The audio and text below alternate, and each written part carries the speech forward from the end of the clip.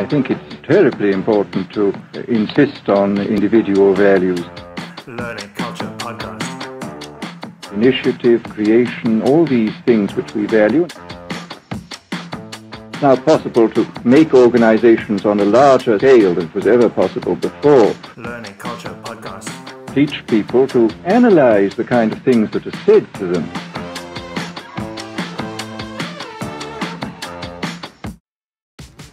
What's up, everybody? Welcome back to the Learning Culture Podcast. I'm your host, Andrew Barry, and joining me this week is the Senior Director of People Development at PagerDuty, Phylicia Jones. I've known PJ for almost 4 years, and we've been working together for pretty much that whole time. In that time, I've seen her function evolve, as she says in our conversation, from being about talent development to being about people development. Now, that can sound like a pretty superficial change, but if you listen to PJ enough, and you'll hear it in this conversation, you'll realize how important that shift really is. I think what PJ brings to the table as a learning professional is a deep understanding of the potential in others and an incredible passion to want to develop it. And her ideas for doing so are very interesting, and the way she's applied them at PagerDuty have been incredibly effective. And in this conversation, we break down and give some really practical examples of how a lot of these ideas have taken shape. Among many ideas, some of the things you'll learn from this conversation include how leadership is contagious, how important it is to anchor learning in cultural values, what role or responsibility leadership has for learning within teams, how PJ uses team agreements and learning agreements to manage expectations and create the space for people to actually learn, what role writing plays in getting leadership buy-in, and what some of the power skills are that PagerDuty is focused on as a company. There's lots to learn from this episode. I would definitely recommend grabbing a pen and paper if you can. I know I always learn something in talking to Phylicia. So please sit back and enjoy my episode with Phylicia Jones. PJ, welcome to the show. Hey Andrew, how's it going? Thanks for having me. I know this is gonna be interesting because we have these types of conversations we've been having for about, what is it now, 3-4 years? I mean, it's going on 4 years. I feel like it's almost been a decade, but it is. I've been at 4 years at PagerDuty, and I met you my first year. So yeah. So it's going to be fun to unpack a bit of that story for listeners. But why don't we start kind of where you are now at PagerDuty? Can you describe for the folks listening and watching on YouTube what do you do there? What does your typical week look like?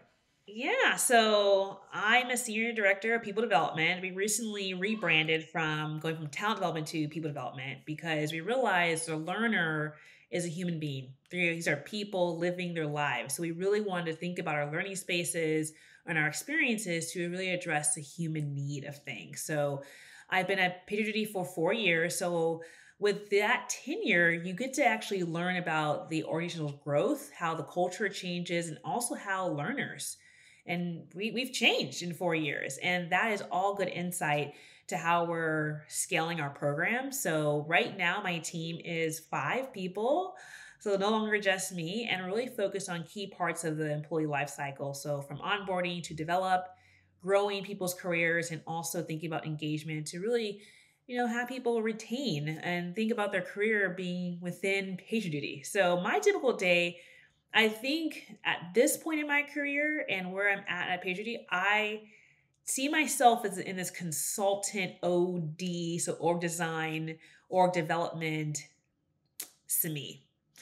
And that being like, if I think about even just today, I switch from putting my coaching hat on when I'm coaching a leader or another person's leading up a change and how they are approaching that. And is there a learning moment in those different mechanisms? Or I am actually designing or calling manager coaching clinics right now to really offer targeted learning on key topics happening that are actually happening for managers. So the first one's on like winning talent in today's market in the hiring process. And so I'm partnering with our VP of talent acquisition to actually design that content to support that team. because they're just dealing with a lot of different things happening in the market. So I go from putting my coaching hat on to my designer hat on to brainstorming if I'm working with my team. And I'm constantly thinking about myself as a player coach, and that my team will ask me questions. And I believe in being a great leader all the time.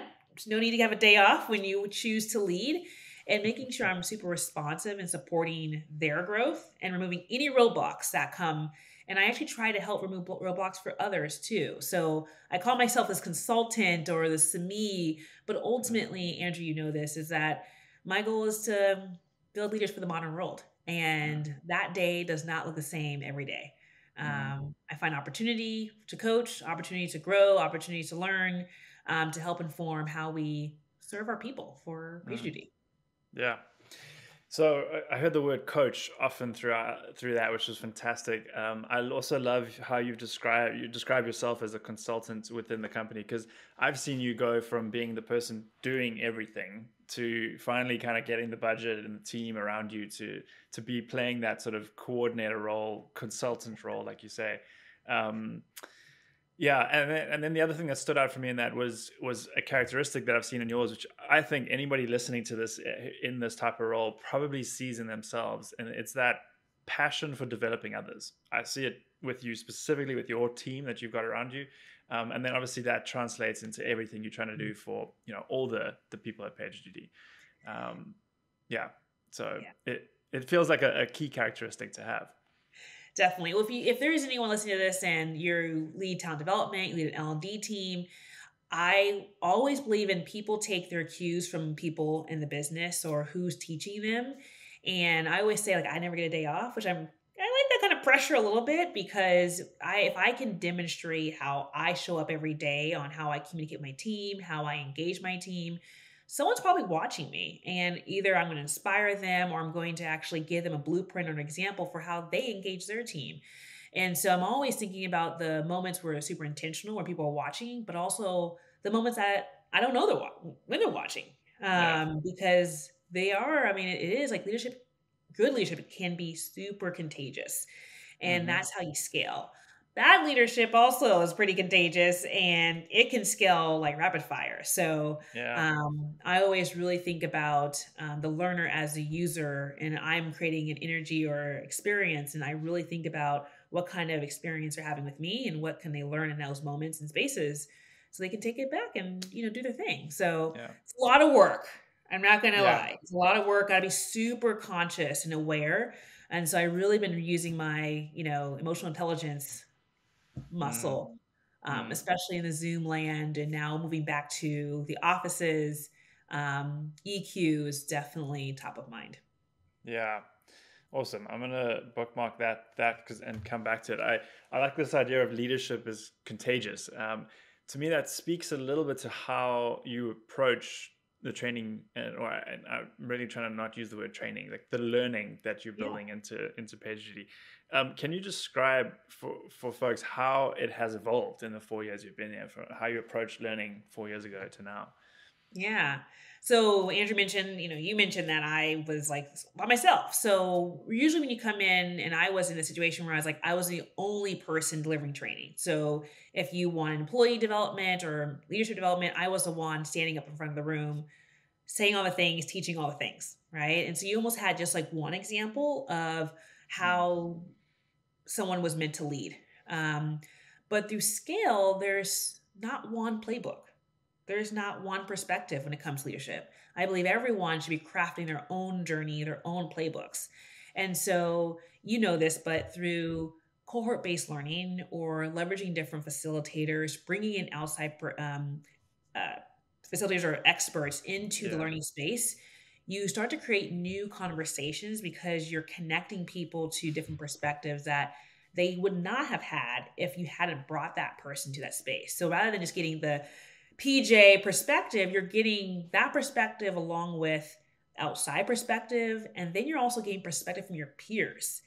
And so then you walk away with more of a diverse standpoint on, in the moment of I'm dealing with that challenge, I can be more adaptable because that peer or that facilitator or PJ or that, person in the room talked about this in 3 different ways. And so we've gone from like one person having the perspective for all things learning to then as your team grows or as you start to kind of think about more immersive or intentional or cohort based learning, you can actually bring more perspectives into the space. And I think with the pandemic and going on a Zoom, you actually had more reach and more opportunity to actually connect people to those different perspectives, which I feel like that's a silver lining in all of this is that that idea of going through a learning experience together, you actually come out on the other side of that with a common language, but also permission to lead the way you think you should lead because you're then held accountable with people you went that experience with. And you now have access to other perspectives that you didn't have before during that learning experience. So that's what I see it has evolved is I mentioned like the manager coaching clinic. That's not me delivering. I'm bringing in perspective from our TA team and getting perspective from the, because candidate experience in our brand to our operations to an actual recruiter and providing that holistic perspective on how a manager can be, attract candidates throughout key parts of that process. So it's not my voice, it's many different voices in that space. And I guess it's kind of like adding another lens of inclusion and giving, space for people to share their perspective because, people have some amazing thoughts. And so, connecting that learner to those different voices and experiences hopefully are shaping people's playbooks to be custom to themselves. Yeah. Yeah, and I'm going to come back to the diversity and inclusion aspects to this as well, because I think there's an interesting conversation there. But just for again to kind of complete the picture for folks, you bring these, like, let's use that one as an example. You bring these experts, internal SMEs, and sometimes external, providing the different perspectives. What do people then, your people, do next once they've kind of had that discussion? So like in the session itself? Yeah. Oh yeah. So, we have actually, we kind of do this like lecture piece and there's also like a breakout piece to it. So hopefully answering your question here is that you get that perspective from the SME or facilitator, but then you have an opportunity to then apply it to an actual world example. So you're doing practice or doing role playing. I also do some nonprofit work and working with a nonprofit in Oakland who is learning about leading projects. And for them, they're going to be taking a capstone project through the end-to-end sprint for 7 weeks. And each session, they're going to be applying the concepts to this project, but they have learning partners as well. So what that does is that you get the lecture, but then you automatically are applying your learning right there and then with your peers. But then for follow-up, you're then getting that feedback from another peer who may have interpreted the concept differently, and you can actually amplify your idea, your project, because you're meeting with your learning partner on those off weeks. So I believe in this idea of like, yes, the SME sits as part of like providing that framework, but the magic happens when your peer can like co-sign or plus one or give you a piece of feedback that you weren't thinking of, because that's the beauty of collaboration, actually, is that ideas can actually be mashed up and create another better idea. The facilitator is just getting the conversation started. And so if I can orchestrate that experience where I'm just, orchestrating, connecting those people to the concepts and to the application and letting them do the work, I think that's where the common language comes into, the accountability comes into play. And for this nonprofit specifically, like they are at a point where they are holding each other accountable. They use all the concepts because the common language is there. It's actually amazing to see and compare nonprofit versus tech in a way. So yeah, it's been actually great to see and have that experience as someone who's designing learning experiences. Yeah, that's that was a perfect picture of it. And for anybody who may be familiar with my work and hasn't heard PJ talk, you probably would listen to this and think, oh, that's like the stuff Andrew talks about all the time. And that is because PJ was basically my thought partner in developing a lot of these ideas. And when we did that first pilot, almost, I guess it was more than 2 years ago now. And yeah, you've kind of run with it and done and seen it in practice so much. And yeah, that was a perfect description of kind of the magic of it, which you said. It's all in that discussion that comes afterwards. I'm going to bookmark another point here, which we'll come back to, the role of the facilitator, because it's so critical. But I just want to go back to the last bookmark around diversity, equity, inclusion. it's one thing I've started to realize is that this model for learning promotes the same things that a D&I function wants to promote without having to like create a training to say this is what how to unconscious bias and like that sort of thing, which is it just doesn't have the same effect as actually bringing people in with diverse opinions and having them talk to each other, which is kind of the Yeah. whole point. Yeah. Yeah. I mean, if you think about the IDE, so, the inclusion, diversity, and equity leads to belonging, right? But ultimately, Yeah. what's the role we have? It's actually, can someone tell us we're an ally to them, right? Yeah. And when I think about that, an ally can be a great collaborative learning partner, right? An ally can be a leader who's coaching and mentoring a person, right? An ally can be someone who stands up and creates space for someone's voice to be heard. And if I think about the role of leadership or what's happening in learning spaces, we all want to kind of come away with like being seen as an ally in our journeys, right? And so Yeah. indirectly, without even naming it, learning spaces should be inclusive where yes, a facilitator has an idea, but it's important for people to question that so they understand how it applies to their world, right? Also, we don't provide just one perspective. We actually use data to then kind of have that thinking fast and thinking slow for us to slow down our thinking of like, how might I think about this differently because I was biased, my previous experience, different environment. I have whole new challenges. So how can I let go, not unlearn, but update our brain around these new challenges and giving permission to do that. But also thinking about equity, when we're thinking about feedback, do I provide the feedback the same way to every single person? But Yep. if you think about humanizing that, you tailor your feedback to create equitable conversations with different people. Yeah. Yeah. Because And the when you, tailoring.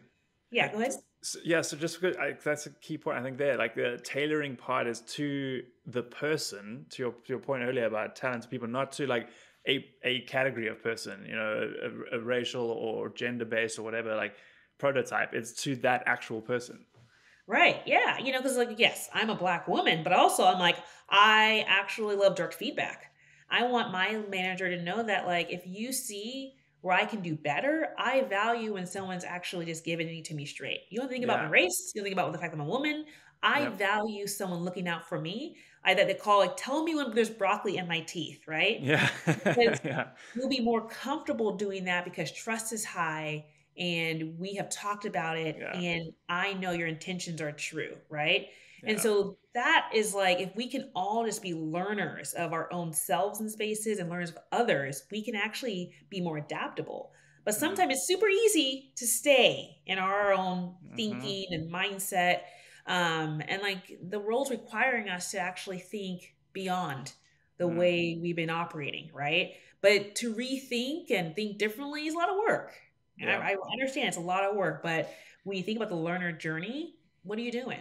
You're updating your brain, you're Yeah. unlearning things, and that is Yeah. what ID&E is required of anyone trying to be on that allyship journey. Yeah, definitely. And now is the thing that jumped into my mind earlier was the intellectual rigor that goes with that to say, okay, here's my perspective. Now, actually, let me think of it if my perspective was different. Like giving people those prompts forces that mindset.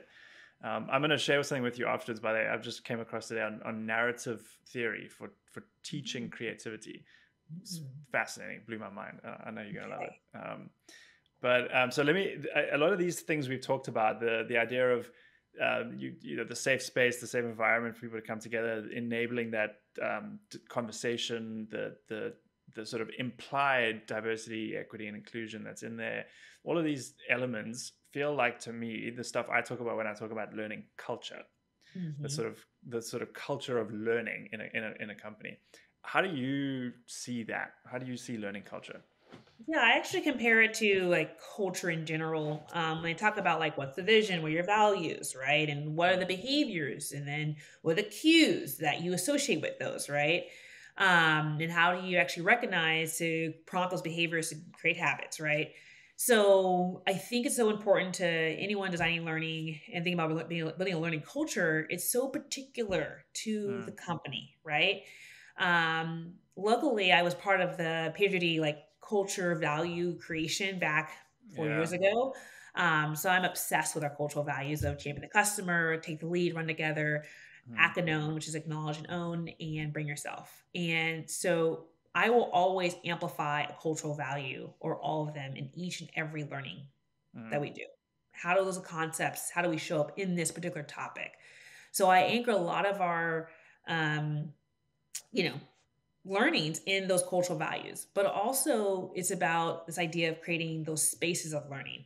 So any time that someone's coming into a learning experience that my team leads, we always set the stage of like, how do we check in and bring everyone to this space? And usually it's through a little bit of an icebreaker. Who are we? Who's here? Let's acknowledge the fact that we are here together. So that's either like saying hi within Zoom chat, changing your Zoom name, including your pronouns, really making sure people are seeing everyone as human, but also setting the stage of creating learning community agreements. So how are we choosing to show up for each other and actually getting people to kind of give a thumbs up, like we are here now doing this. So that those are those cues that we create that can be really demonstrated. And it's easy to get people back on track throughout the session because we all agreed that we were going to limit distractions, or we were going to, create space, make space for questions and answers. So that's just really what we kind of come in with. And so people know that when they come to our training, like, you're going to not be lectured to. You're also going to be doing some pair sharing. So we really create another learning culture. Kind of part of that is what's happening outside of our training.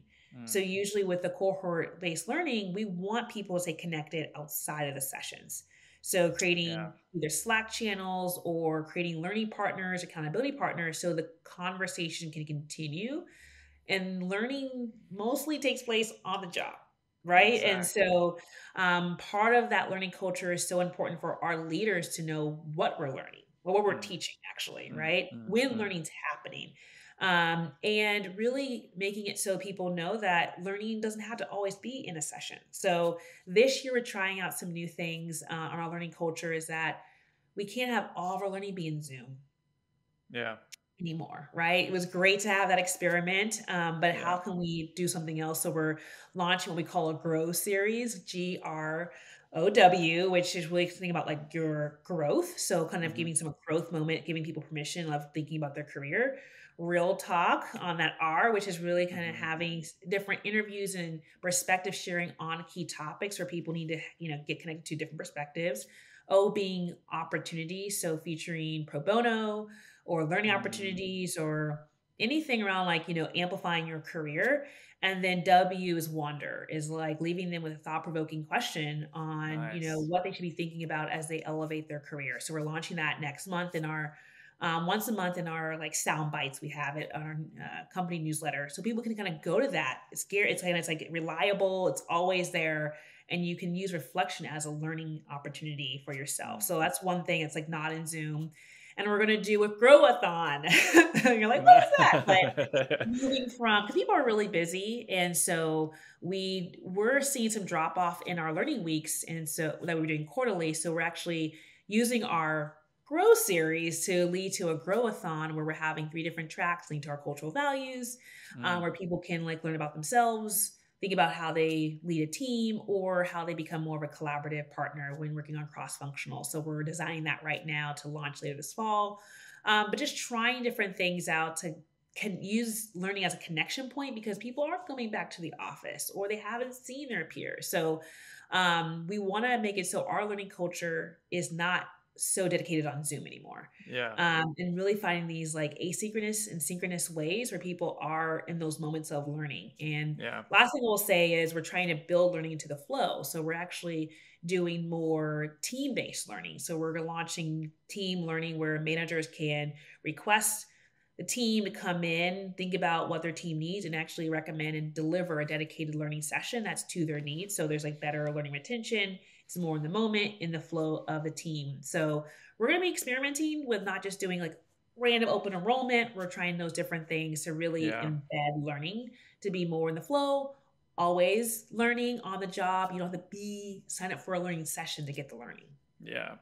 I love the pull element of it, where they come to you and say, "Hey, this is what we need," and you help them diagnose probably for their teams.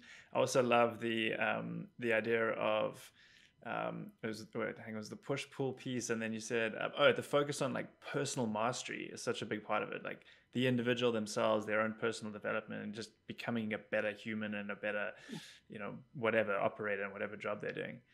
Definitely. Yeah, that's Definitely. so key.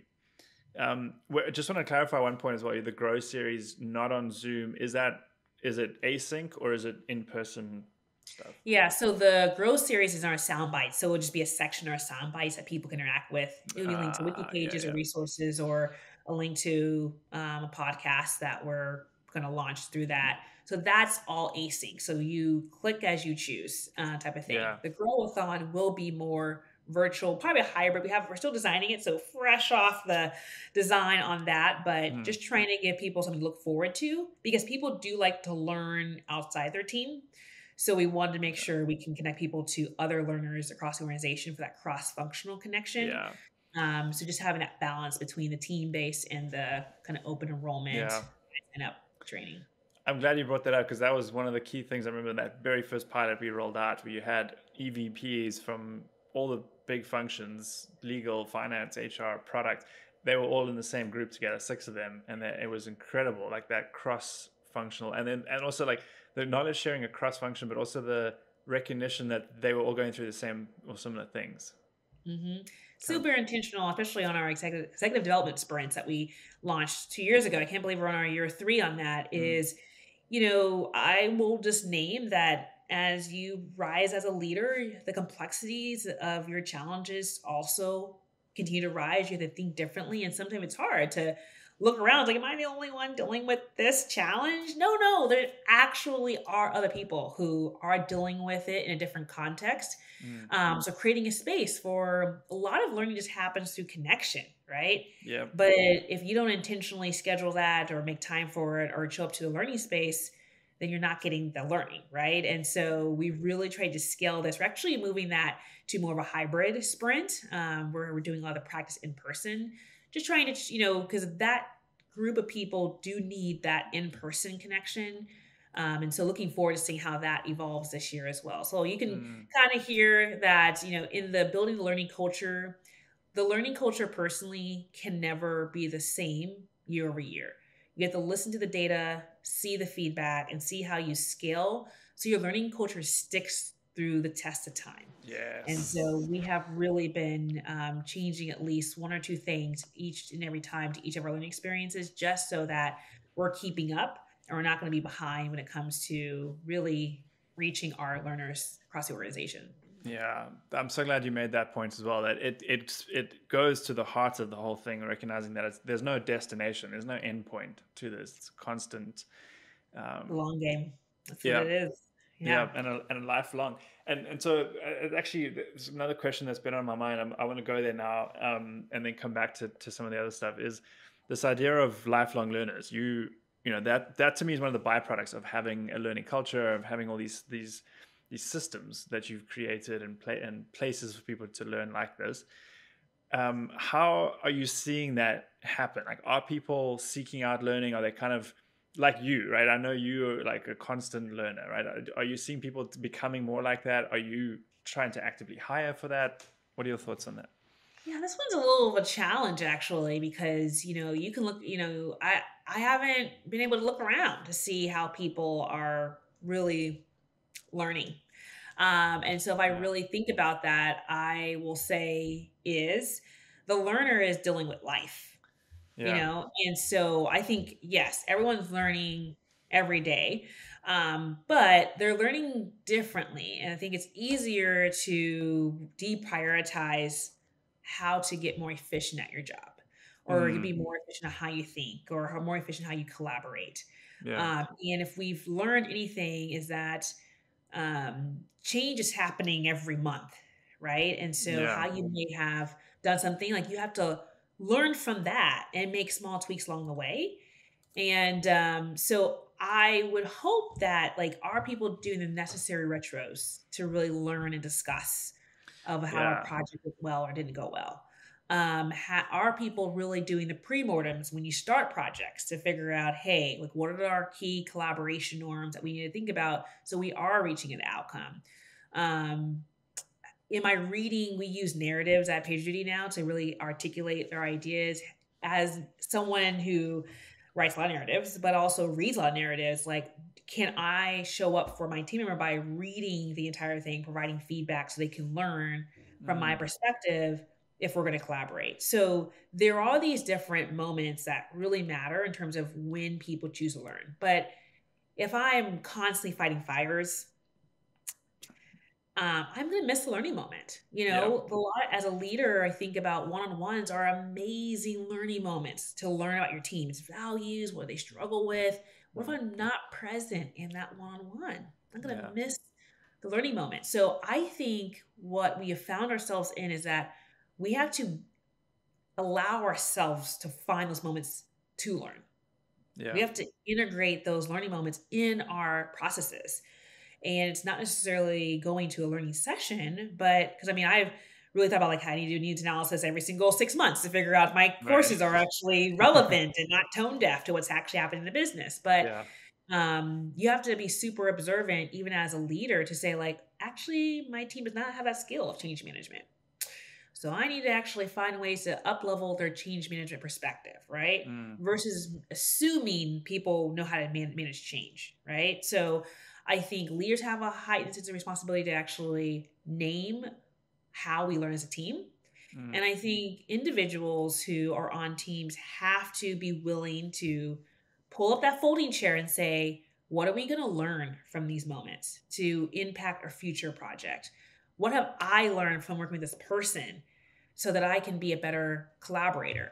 What can I learn from that feedback I received? Not be defensive, but shoot, that person actually gave me that feedback, so I better listen to figure out how I make a change, right? Those are learning moments, but when you are dealing with a lot of things in life, you miss those moments. So Andrew, all I gotta say is like, is the lifelong learner a thing? I would want to say, can we aim to be more conscious of how we're showing up in our interactions and reflecting on how we can show up better the next day? That is learning, right? 100%. Do people have time to do that reflection? I think it's harder nowadays. There's so much going on, so much to read, so much coming at you.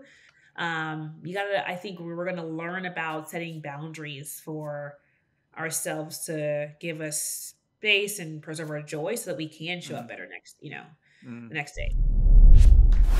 Hey, it's your host Andrew here. I wanted to take a second just to say that if you're enjoying this podcast, we would love it if you did a couple of things for us. If you're watching this on YouTube, please hit that subscribe button. It really allows us to grow the channel and reach a lot more people like you. If you're listening to this on Apple Podcasts, take a moment to leave us a rating and review. It's a great way to give us some feedback and to tell the world what you think about this podcast. So whether you listen to it on YouTube or you listen to it as a podcast, if you take one of those actions, it would mean the world to me and my team. Thank you, and with that, right back to the show. It's tough. I think you raised a lot of good points there.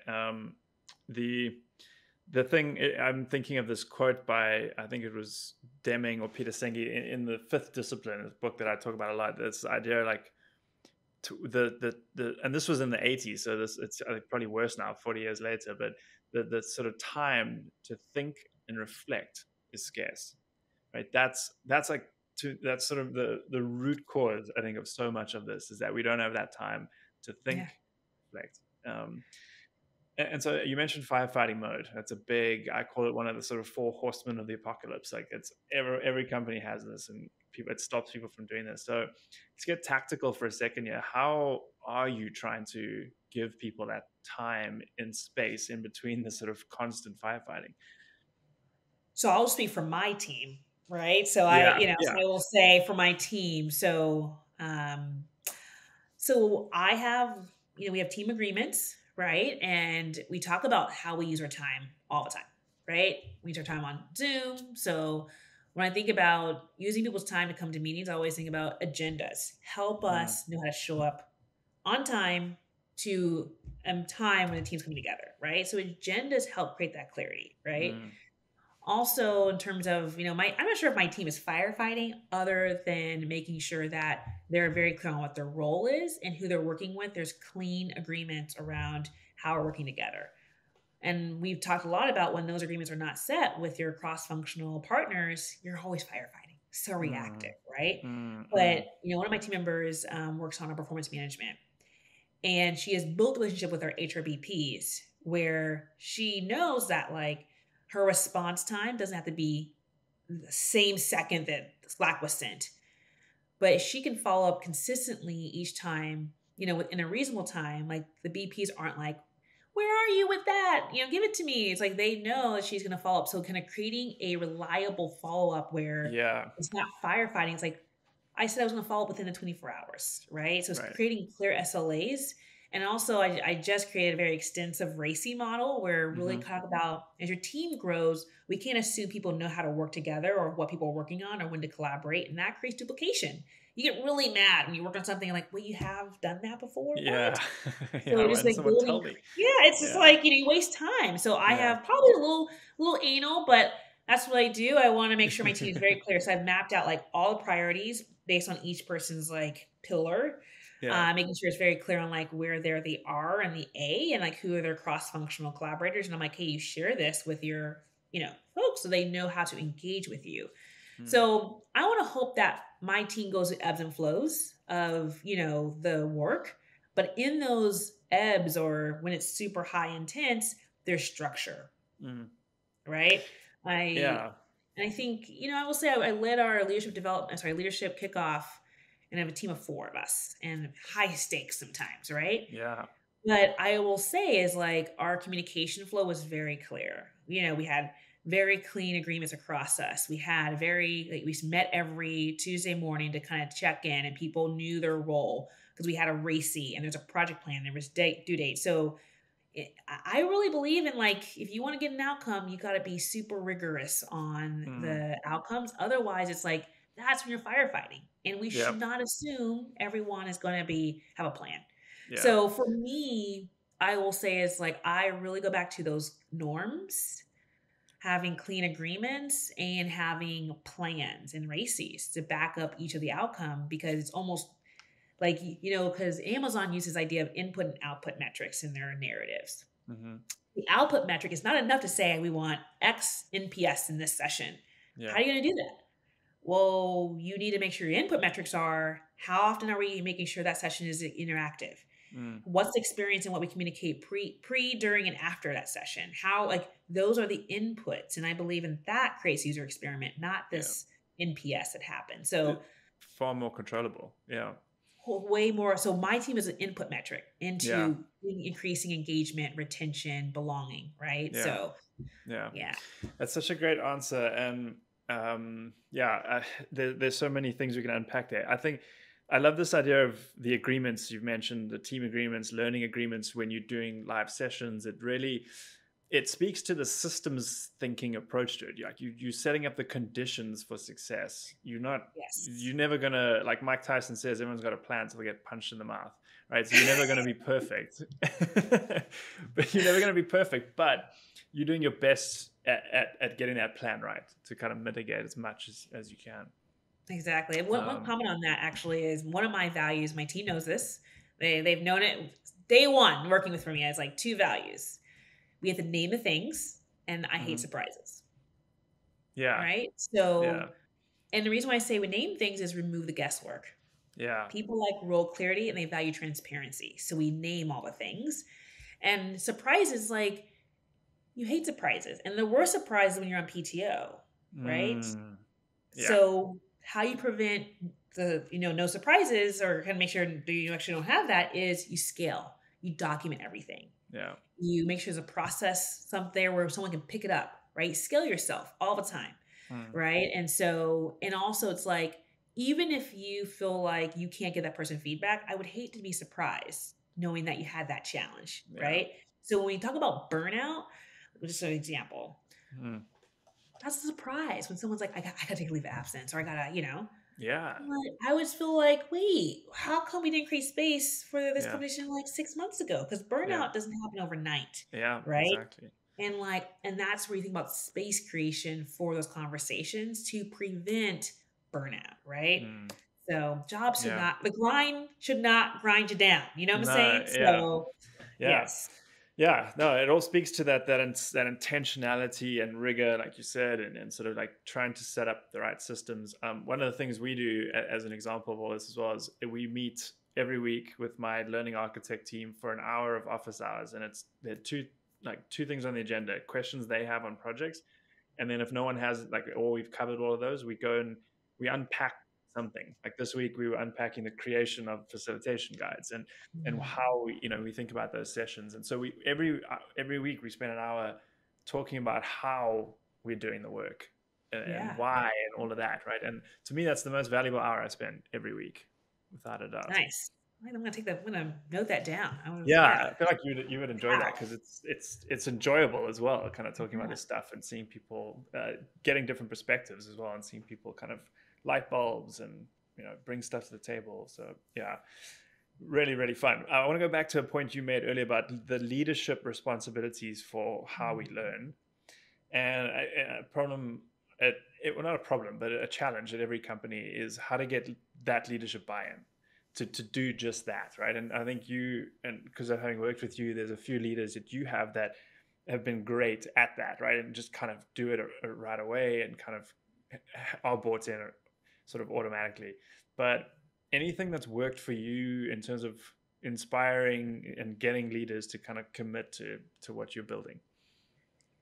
Yeah, I mean, I will say you have to build the credibility a little bit, Mm. because everyone has a different view of like what is needs to be learned and how you do learning. So the biggest champions and supporters that I have at PagerDuty is the folks who've actually gone through my learning, right? Yeah. And they've Oh yeah. grown in their career.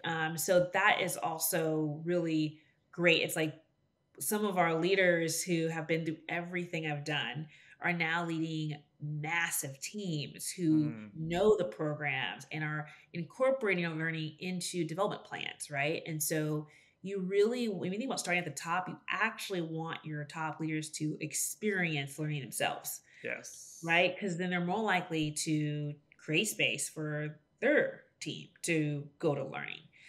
You can't always have that sequence happen, Yeah. but simply, leveraging our HR business partners to actually say, "Hey, this is happening this time. Who would you think should go to this, different learning, their learning experience?" So I would say, as leaders and the HR business partners help to create those conversations, look for opportunities. Then also, like when we do net new learning experiences, or we're trying to scale something that's been done, but we're changing it up. I mentioned this before, but writing it down. So we tend in Mm. the past have thought about PowerPoint slides help articulate what we want to do, right? PowerPoint slides are great for learning sessions, right? But when you Yeah. actually want to get your stakeholders onboarded or to be influenced by supporting your initiative, you gotta have them get inside your brain. And while it's like writing papers again, but I have found some huge success in writing down how we're approaching a lot of our programming experience and getting better feedback from my stakeholders. I'm like, oh, you care about that. Oh, you want to know how we're going to achieve that outcome. Yeah. You actually have better conversations and actually get to a better way in which you're approaching. Because then they're going to be like, I read PJ's outline, her memo, her Yeah. narrative on this Yeah. program. I know exactly what my team member is going to get out of it because she had a conversation and we shared some feedback, right? So you just naturally, people want to be heard. Yeah. People want to be heard, Yeah. and you want to know that they want to know that you've been listening to them, Yeah. right? And so that consistency as a person who champions and delivers learning, like you have to think about this idea of giving them a voice and telling them I've listened and here's how I've made that update or how Yeah. to incorporate that into the experience. You can't maybe satisfy everyone, but you can definitely listen, right? Yeah. And so that's kind of just really helped me, and kind of support my team and delivering a lot of our programs and getting that support. I mean, we're still learning. Like there's so many different priorities in the business, so that's why you can see why we're thinking about team development in the flow of that. But I would encourage folks to kind of not be so tapped into communicating your ideas on slides, because from an inclusivity standpoint, the learner needs to know what's in it for them. And Yeah. sometimes a slide does not stand alone on its own. You need that voice to go with it, and people aren't Yeah. really good at it. reading slides in your diagrams, right? But if you can write Yeah. it down and say like the why, what, and how, and Mm. the key outcomes to get there, and what we're requesting from stakeholders, that's a little like you're going to have better supporters and champions. So I've really seen that evolution, especially as my team's scope has increased. Writing it down, and now my team is writing it down. It's so great to see how onboarding or a person overseeing performance have written down strategies and approaches, and that has allowed us to move more swiftly and get the support we need to move forward. And for complex things that we work on too. Yeah, yeah. So glad you brought that up, the power of writing, because it not only helps another person understand, but it's even a step before that. It helps you clarify your own thinking, right? So much, it's hard to write since you have to really be clear about what you're saying. Yeah. And it's a great exercise. Like maybe you find this is not a really good idea. Yeah, exactly. And then you don't even have to send the memo. Yeah, exactly. No, I love that. That's really good advice. Anything else while we're on that topic? You mentioned EQ or sort of emotional intelligence. Like, I think writing is another one. Any sort of soft skill or, I hate that word, but that type of skill where it's not like a technical power skills. I think, I like that a lot more. Anything else like that's big for you guys right now that is interesting?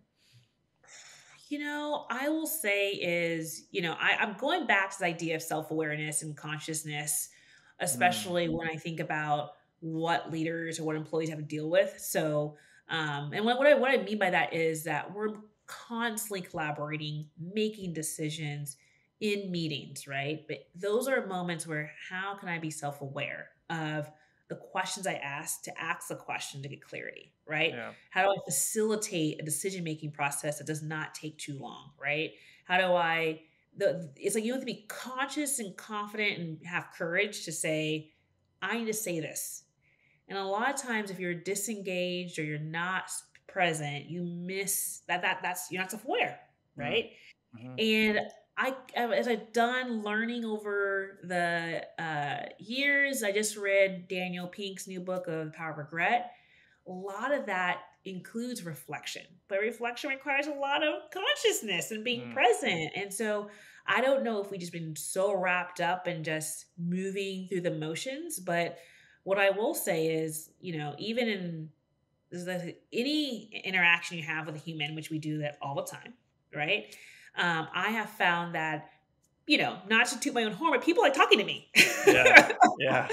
And, there's also the idea of like energy, and I am super aware of like the energy I bring to spaces. And as a leader, it's so important to think about, can that energy be contagious or feed off, or can it be inspiring, right? And I'm not saying you need to be super energetic all the time, because sometimes it's even okay to bring the energy of like, I see and I hear you, or I hear that was really frustrating. Like, how can I help? What can I do to support you? Like, that's a different energy than talking about learning culture, right? But I have to be so conscious of how I listen to folks and really think about how I'm tailoring. And so I would say the power skill is like, there's so many, but I think about, when you look at the EQ, it's self-regulation, awareness, but it's also social regulation and social awareness. And I think about, if anyone looked at that quadrant, you will see is that that's a hard thing to like walk in between that social and self all the time. But if we were to think about building a world of belonging or building great learning experiences, like it makes no sense for a facilitator to be talking the entire time. It makes no sense for a leader to be having team meetings and they're talking the entire time. Yeah. Right? Yeah. And so letting go and letting space and amplifying those around you is actually the better thing to do. But you have to be so social aware of your own self and interactions on other people. So I have gone back to that grid a little bit because I think this idea of being present is so important now because I'm pretty sure people have gotten really great at multitasking. Yeah, definitely. And you can't multitask when you start to meet people back in person, So I don't know if there's a lot of things I mentioned there, but, I would have people reflect on that EQ grid out there and, do a little bit of self-reflection. Are you present in every meeting? Why aren't you present? What gets in the way? What's possible? those are just great things to think about, and how we can connect with other people, because that's Yeah. the goal. Yeah. Everyone should rewind 2 minutes now and get a pen and paper out, because there were so many great things that you just shared there. Like I heard empathy, I heard energy, I heard confidence, I heard courage. Like it just, yeah, there was a lot in there. And that was a great answer. And it's hard, right? Because there are so many, like you said, there are so many of these power skills, and yeah, you kind of just gotta pick your, I would say pick your battles that you prioritize and just get through. Apologize. Yeah, you can get through as many as you can, but one at a time. Right. Exactly. Yeah. Like, I can Yeah. say more about it, but that's a different Yeah, podcast. So. yeah. Well, definitely, we got to get you back for episode 2. What are you reading or learning right now? What am I reading or learning right now? I've been reading books for book club. That's what I've been reading. So I can't really say, but I did recently read, I mentioned The Power of Regret. Yep. I am learning about how to differentiate between what teams learn, what an IC who's building their career needs to learn, what a first line manager needs to learn, what middle managers need to learn, what a new VP needs to learn, what an SVP, and what a CEO team needs to learn. Like, I wish I could say that it's all the same topics, and maybe it is, but it's through a different lens, because your scaling and the complexity it amplifies as you move up in those ranks, right? So I'm learning that you can't leave it to chance. You have to be super intentional. And we've been working on our competencies and our career architectures, and we have a competency just actually for leaders that we're looking to do another one for just ICs that mirror that, because everyone's a leader, right? So I'm just trying to think of like how those different leaders create an opportunity for IC to lead, right? Yeah. And I've been thinking about this idea of like, do you need to give permission to lead, or should you just lead? But Yeah, encourage it. Yeah. Right. And like, but like, how do you get permission? Do you say and do you do things? Is it a say and do? Because I don't think you can say like, I was like you have permission, or it's like I have to actually operate and give some cues to allow someone to like lead. Yeah. And I'm just looking at Yeah, that's what I mean. learning spaces for those different levels of leadership and at the IC level, but also like how after those learning kind of sessions, how does someone be encouraged to apply their learning? So Yeah. it's a whole concept. I don't know if there's a book out there around it. I've thought about writing a book about it. Yeah, you totally should. Yeah. I've been thinking about like, sometimes I talk to people, I'm like, oh, did I just give them permission to do their job better? I hope they didn't wait for that conversation. Yeah. Oh, that's such So it's just interesting on this idea of, and maybe the post 2020 social injustice kind of turned into this idea of tiptoeing and not sure what to say and do, but it's like permission to break some rules. Yeah. So I don't know. I just think that there's an idea of like, in these sessions, there's a level of, can I give permission through the content?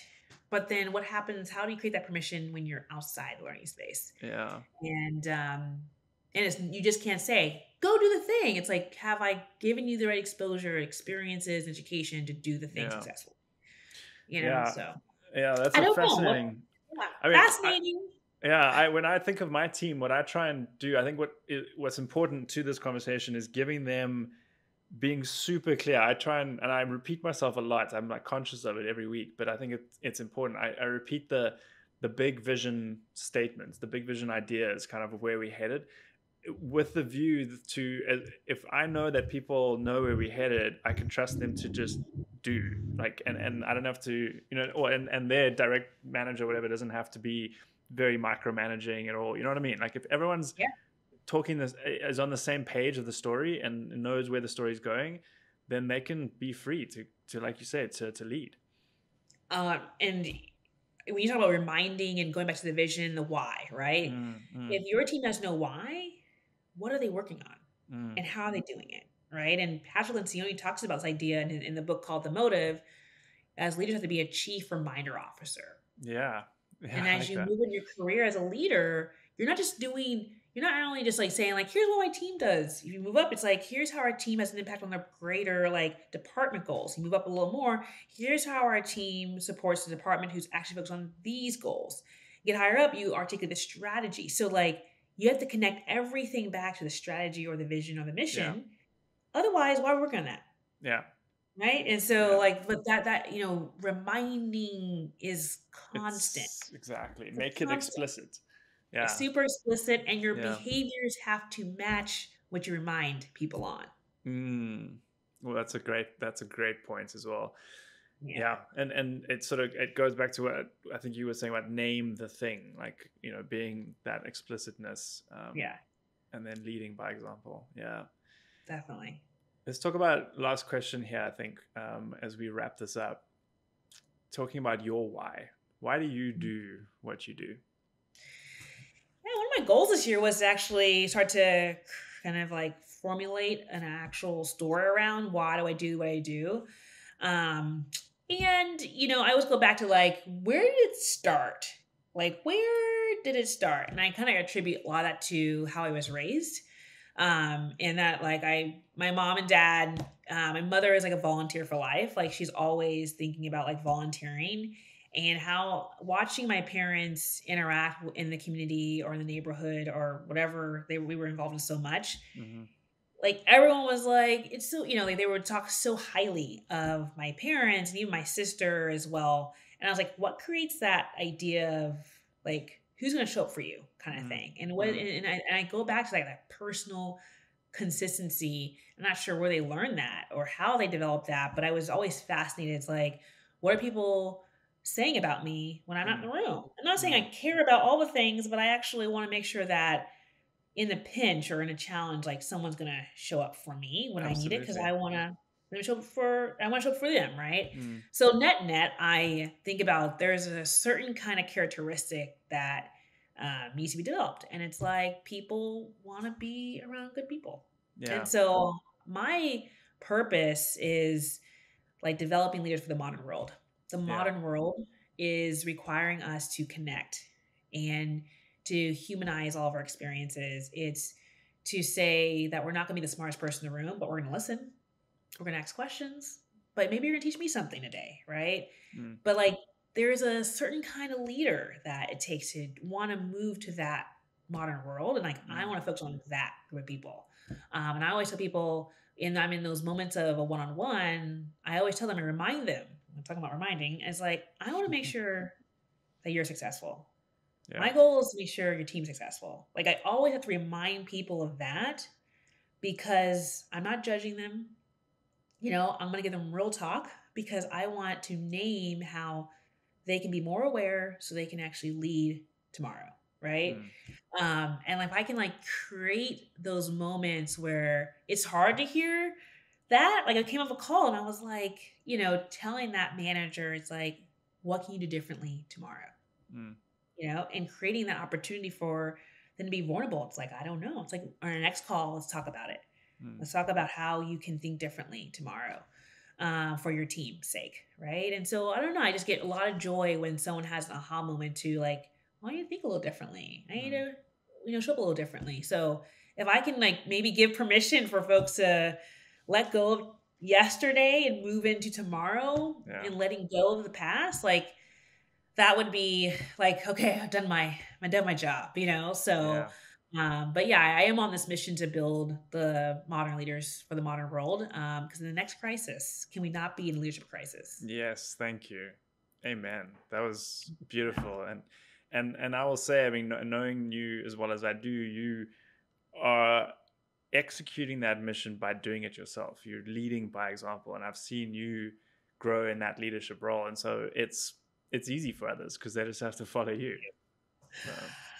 Again, I don't get a day off. I have nieces and nephews who are watching me too, and so I want to make sure it's not only just at work; it's in how I show up in the world. So yeah. Well, so to that point, I don't want to keep you for any longer.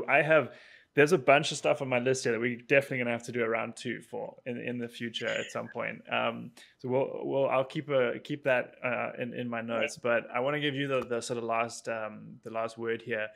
Anything that folks listening, you'd encourage them to check out, or maybe a message for somebody that's coming up in this space, or maybe even a younger version of yourself.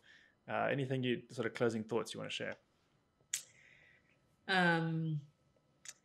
Yeah, actually, this is today's feedback, but I do a lot of my best thinking on a cycle bike in a cycle class. And the instructor yesterday said, the success is in the try, not in the achieve. And I was like, that's pretty deep.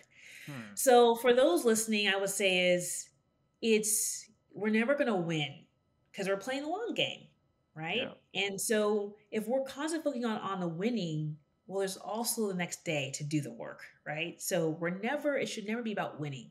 It's like, how can we advance our cause? And it's about trying different things, having new conversations, experimenting to get closer to what we think is a better outcome or a better place where we are today. And so I didn't really think about like winning. I really think about like, are we better off because we made these decisions 6 months ago? And are we closer to that vision? Because I want to achieve belonging, but I may never see that. But if I think about, are we now thinking or operating a little differently that gets us more closer to the signals that we need to see that tells people we belong here? That is what I want to achieve. But I'm never going to get to the full-on sense of belonging because I don't know what's coming, right? And so I want people to try to stop thinking about winning and try to think about how do we advance each day and getting closer to what we think is, from a standpoint of social justice or being more equitable or being more inclusive or building better connection in the work that we do every day. Try is what I would say, because that is what the success comes from. It's not winning and achieving the goals, because guess what? The next day is going to come. So I always think about, how can we just try to do something a little better than yesterday to get closer to the vision that we're trying to espouse or see. I love that. PJ, thank you so much for this amazing conversation. Thank you, Andrew, for having me. All right. Hello. I hope you enjoyed that episode. It's Andrew again with a quick message. If you'd like to support the show, the best way to do that is to leave us ratings and reviews where you listened. If you're on YouTube, hit the like and subscribe buttons and feel free to leave a comment. We love hearing from our listeners and viewers. If you're listening to this on Apple Podcasts, please take the time to give us a rating and leave a review. Once again, we love hearing from our loyal listeners. If you're listening to this on Spotify, please hit the follow button to make sure that you don't miss new episodes as they come out.